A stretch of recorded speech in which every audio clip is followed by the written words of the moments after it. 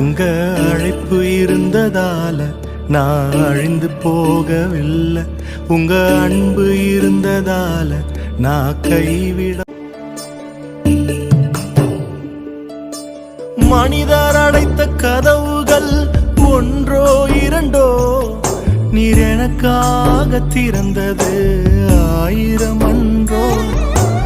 உடைக்கப்பட்டு உம்மை விட்டு ஓடி ஒளிந்தும் என்னை துரத்தி வந்து ஊழியத்தை துவங்க செய்தீரே.